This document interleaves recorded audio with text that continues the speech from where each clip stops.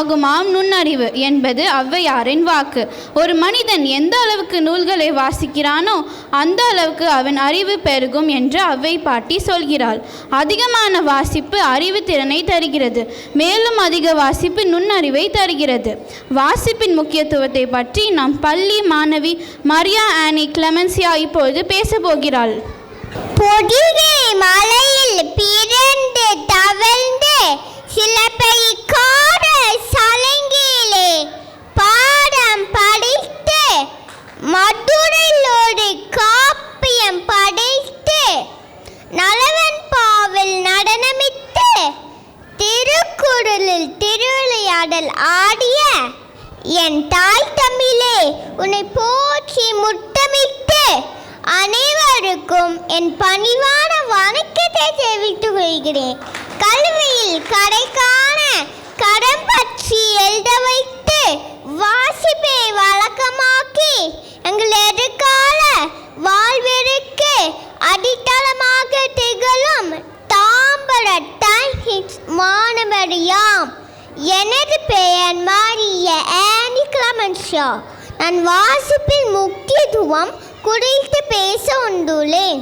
1 கோடி ரூபாய் கிடைத்தால் என்ன செய்வீர்கள் என்று கேட்டபோது ஒரு நூலகம் கட்டுவேன் என்றார் மகாத்மா காந்தி.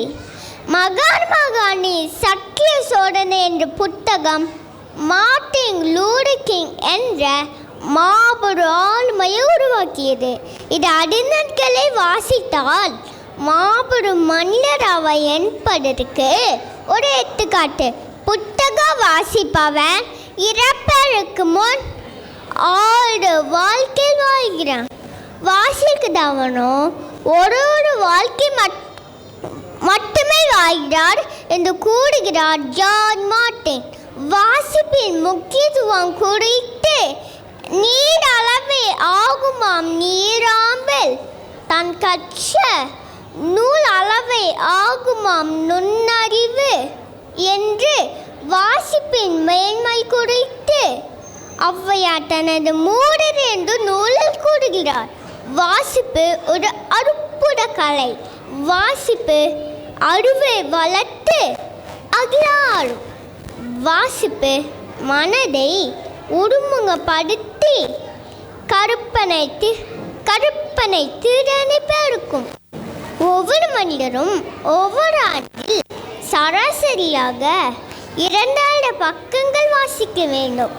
ஆனால் நம் நாட்டில் ஒருவர் ஆண்டில் சராசரியாக 32 பக்கங்கள் வாசிக்கிறார் என்று யுனெஸ்கோ கூறுகிறது.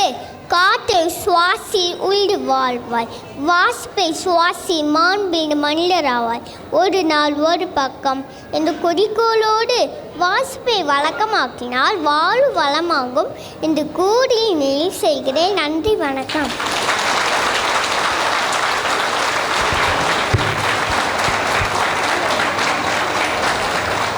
நன்றி ஆனி.